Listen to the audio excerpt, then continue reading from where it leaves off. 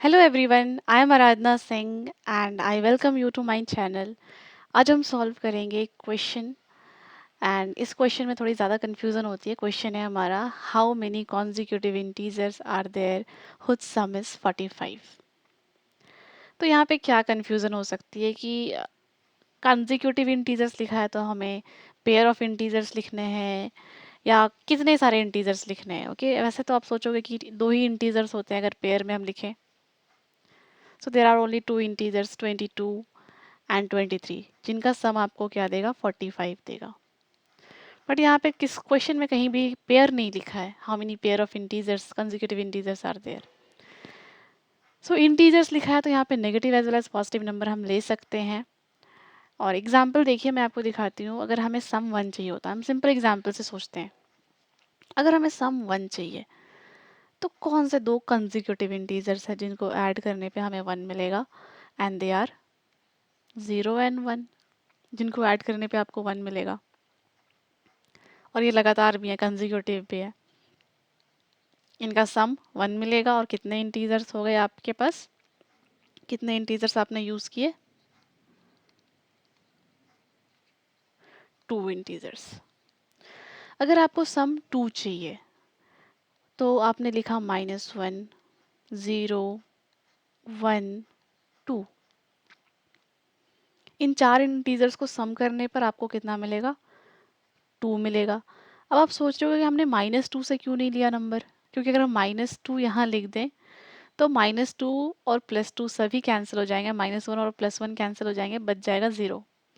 तो क्योंकि हमें 2 को कैंसिल नहीं करना है, इसलिए हमने -2 नहीं लिया और -1 से अपने इंटीजर्स को स्टार्ट किया। इन सभी का सम हमें 2 देगा और टोटल नंबर ऑफ इंटीजर्स यहाँ हमारे पास हैं 4। इसी तरह अगर मान लीजिए आपको इंटीजर्स चाहिए 3, सम चाहिए 3, तो -2, -1, 0, 1, 2, 3, इतने इंटीजर्स आप लोगे, इनका सम आपको देगा 3। और सम 3 हो गया। टोटल नंबर ऑफ इंटीजर्स कितने यूज़ किए हमने, 6। 3 चाहिए तो 6 इंटीजर्स यूज़ कर रहे हैं। 2 सम चाहिए तो 4 इंटीजर्स। सम 1 चाहिए तो 2 इंटीजर्स। तो अगर आपको सम 45 चाहिए तो कितने इंटीजर्स लेने होंगे हमें, 90। 45 का डबल 90।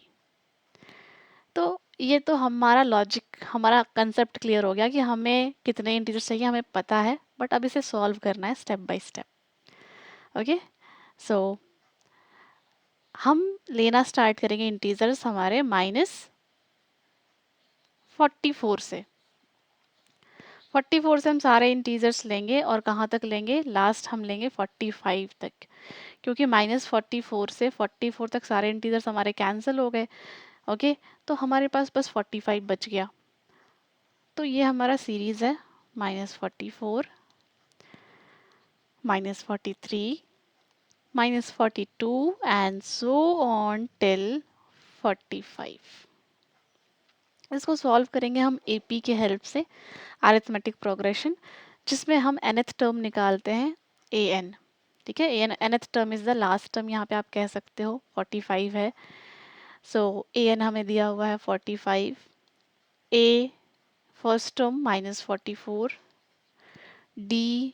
d आपको कैसे पता चलेगा, अगर आप -43 में 44 को सब्ट्रैक्ट करोगे तो आपको d मिल जाएगा।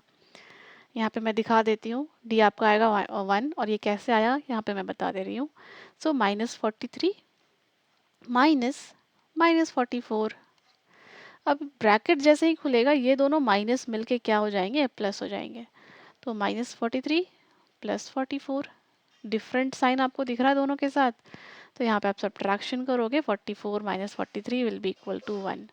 सो कॉमन डिफरेंस 1 आ गया और हमें फाइंड आउट करने हैं नंबर ऑफ इंटीजर्स, जो कि हमें नहीं पता है।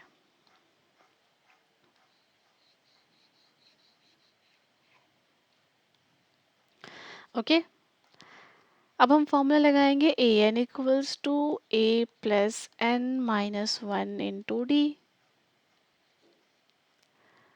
ओके, एंड यहाँ पे लिखेंगे an 45 है, -44 a plus n minus one into D one.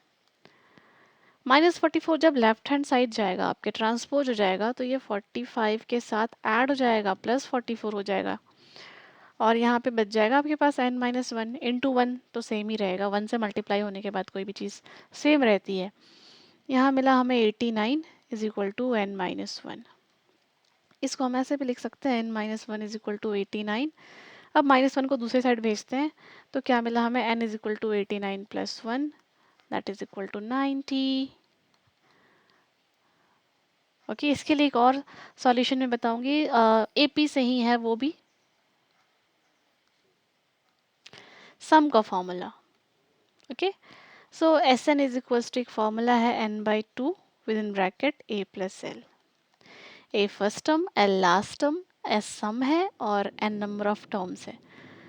तो सम हमें पता है, हमें 45 सम चाहिए और नंबर ऑफ टर्म्स हमें फाइंड आउट करना है। First term is -44 and last term is 45। तो -44 एंड 45 को ऐड करके यहाँ पे क्या आ जाएगा, n by two into one. यहाँ पे वन आ गया आपके पास और यहाँ पे 45 है, तो यहाँ पे आप लिख सकते हो n बाई टू किसके बराबर है, 45 के बराबर है, तो n किसके बराबर होगा, 45 into two, and that is equal to 90। So I hope this question is clear.